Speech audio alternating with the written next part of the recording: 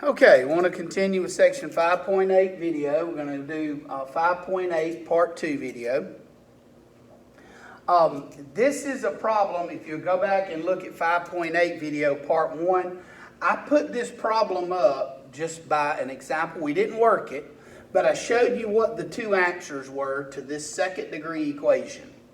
And we found the two, and I said, never mind where these come from. I showed you that this worked, and I showed you that this one worked. What I want to do now is use those steps at the end of the last video to show you how to use those steps to get to this problem right here. So we're cheating, if you will. We're looking at the answers. But how do we go from this problem to this? All right, so let's do that. So the instructions here is to solve. Okay, here we go. Well, before I start that, what degree equation it is? This is a second degree equation. So the name of this is called quadratic equation. Solving the quadratic equation. And we solve it by factoring. All second degree polynomials and higher, we solve by factoring. Step 1. Step 1 said bring all the terms to one side. So I want nothing left over here. So I want to get rid of this 15 over here. So I'm going to subtract 15 from both sides. When I do that, I get this. Now, if I could combine any of these terms, I would. But you can't add or subtract any of these together. So the very first thing in a polynomial equation, degree 2 and bigger, or quadratic equation, is it must be set to 0. Must be. Step 2. Put it in the right order. We call this descending order. Yes, it's in the right order. Step 3. Completely factor this polynomial. All right, this is what throws us back into the last section. It is a trinomial. First thing we look for in any trinomial, go to that outline I gave you. Factoring any trinomial is to look for a GCF. Doesn't have one. So if it's a trinomial, we look for 3 things after that. 1, easy case. This is the easy case. So how do we factor this with the easy case? You do your 2 sets of parentheses. X squared, x and x. Signs are different. Largest is plus. So the biggest number is going to go right there. I need 2 numbers. When you multiply, you get 15. But if you subtract, you get a positive 2. That's 5 times 3. 5 needs to be with the positive. 3 needs to be with the negative. Now, if this were not an equation, this is where I would stop. But this is an equation. And the answer, the goal, is to find what x has to be. So, step 4. Step 4 says, set each one of these factors individually equal to 0.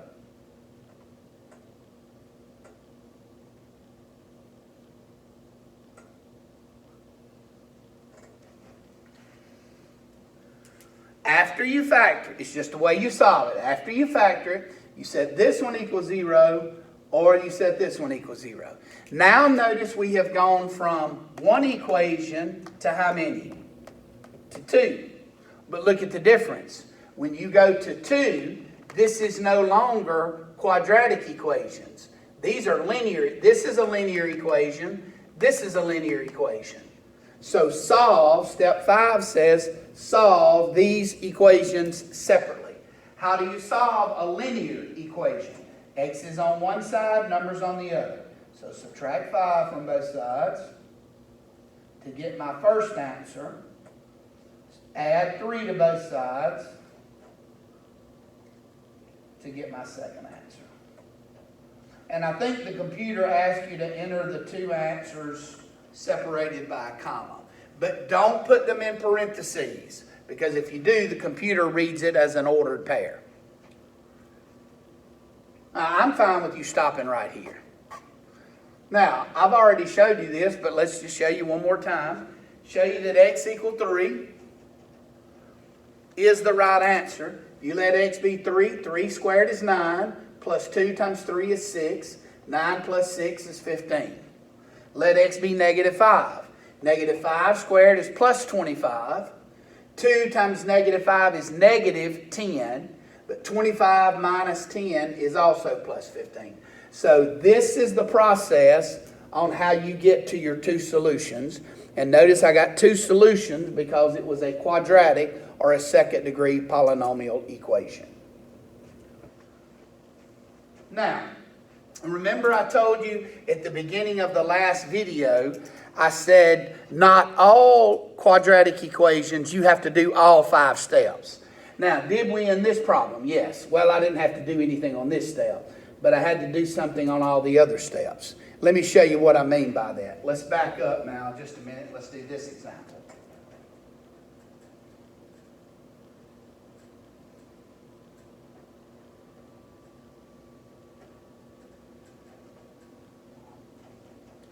Okay, so I want to solve this one. Now, let me ask you this question. First, is this one already set equal to 0? Yes. Second, is it already factored for you? Yes. See the two parentheses? X plus 7 times x minus 5. So this problem, step 1, 2, and 3, it is already factored. Remember step 1 said set it equal 0. Step 2 says put it in the right order so that you can do step 3, which means factor it. This is already factored. So in this problem right here, steps 1, 2, and 3 is already done for you. Now, I have seen some students get on tests and they'll FOIL this out. And then after they FOIL it out, they'll refactor it. If you do that, all you're going to do is go in a circle. If you multiply this out and then factor it, it's going to take you right back to where you started. So if it's factored and it's already set equal to 0, you're just pick right up at step 4. So what does step 4 say do? So see, 1, 2, and 3 is already done. Step 4, but now the key is got to be equal 0. Step 4 says now set each one of them equal to 0, and then solve each one of these. So you subtract 7, so you get the first answer of negative 7, add 5, you get an answer of x equal 5. So the problem does not have to already be, it doesn't, it can already be factored for you. Okay, let's do another one like that. Just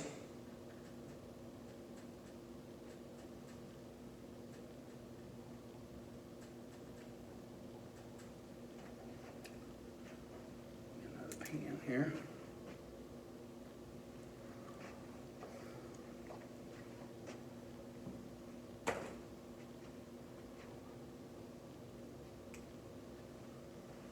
Okay, so we've got 3x minus 5 times 4x plus 7 equals 0. All right, step 1, all the terms to one side. Step 2, put it in the right order so that you can factor it. It's already factored. So we're ready to do step 4, and that's set both of these equal to 0. Then add 5 to both sides.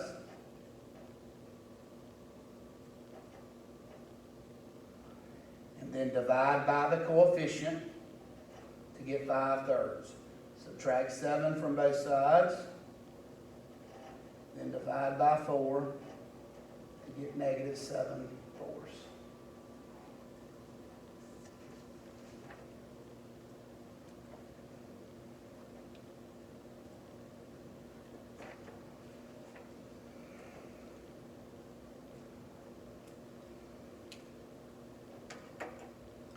Okay, so let's look at what I'm going to do is I'm going to pop up this next example now. That's where I'm going to do most of these next examples. I'll pop up this next example. I'll let you copy it, and then I will go over it with you. So this example right now, pause the video now and copy this. Okay, I'm assuming that you've paused the video and that you've already copied this. So now I'm just going to go over it. Okay, here we go. This is a quadratic equation. Step 1, bring all the terms to one side. So I want it to be equal 0. So this negative 11x, I want to add 11x to both sides. Or as some of you may say it, move it over, though it's really not move it over, if that works for you. All right, step 2, put it in the right order. Well, you got your x squared first, but you got to have your 11x in the middle. So I swapped these. So the 11x must be in the middle, x squared, x term, and then number. Now step 3, factor this. This is a trinomial. There's no GCF, that's out. This is the easy case.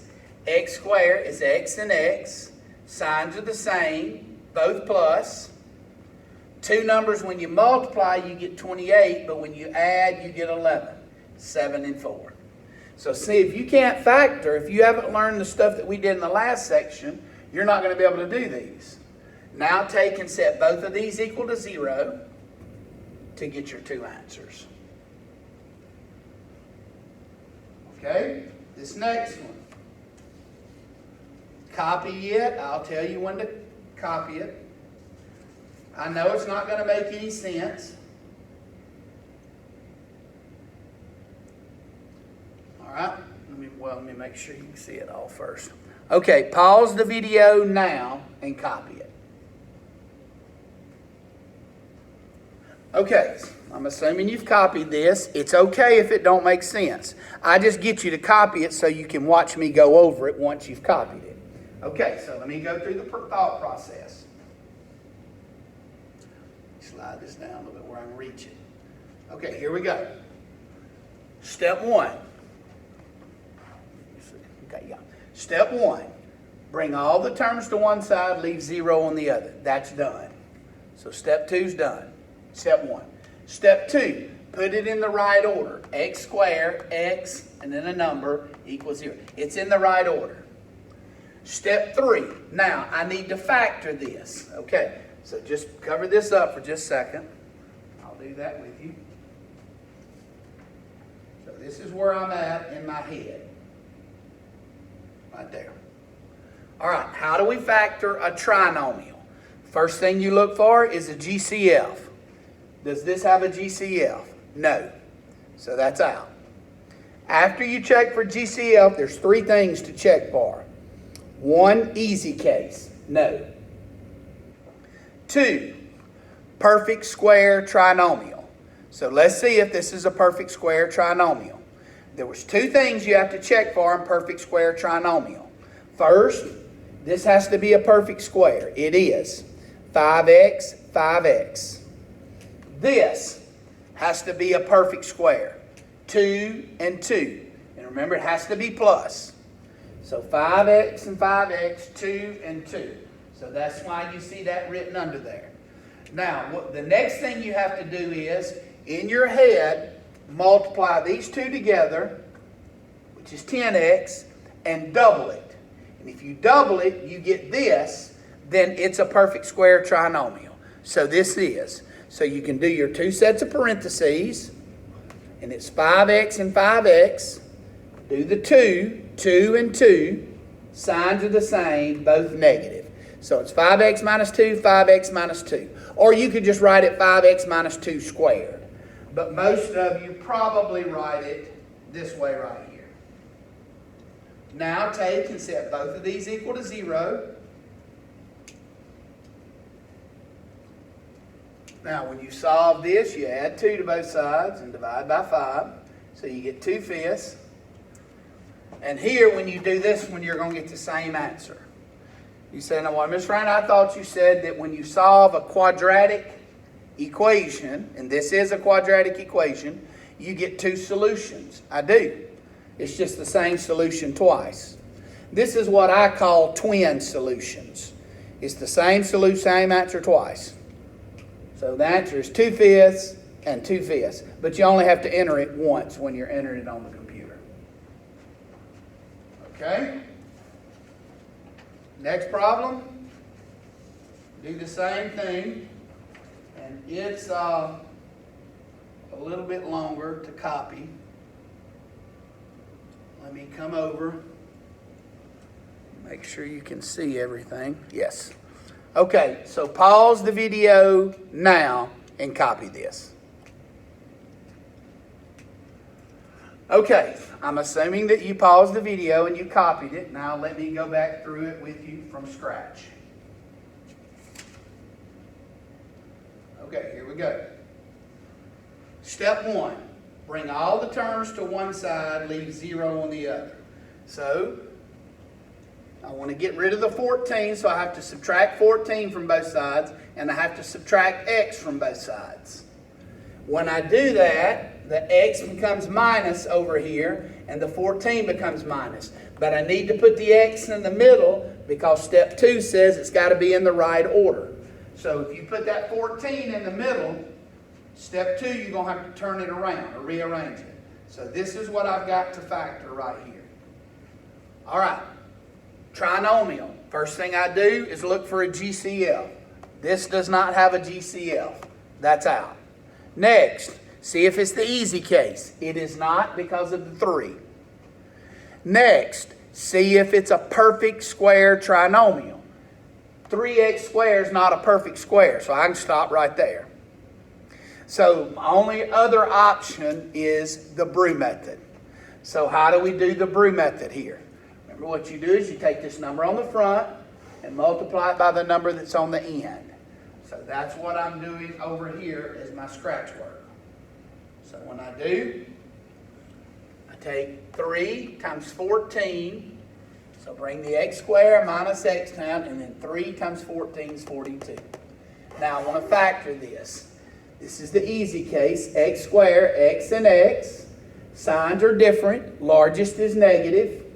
I need 2 numbers. When you multiply, you get 42. But when you subtract, you get 1. 7 and 6. But you need the 7 to be negative. So put the 7 with the negative and the 6 with the positive. Now, I haven't done the Brew method yet. B. B stands for bottom. Under the bottom of this 6 and this 7, put divide by what you started out multiplying by. You multiplied by 3. Now you're going to divide by the 3. R stands for reduce. 6 over 3 reduces to 2. 7 over 3 does not reduce. And then U, up. Bring this number up in front, and there's no number here other than 1. So I had to do all of this just to get that third step finished. So to go from here to here, I had to do this. Now we're not finished because that's just the third step. Now the fourth step. Set each one of these separately equal to 0. We're still not finished. Step 5 says solve. So step 5, subtract, set both of these equal to 0 separately, and get your first answer -2 and your second answer 7/3. Okay, that concludes this video. I'm going to do another video on section 5.8. I believe this was, this was section 5.8 part 2. So we will finish this video, section 5.8 part 3, in the next video.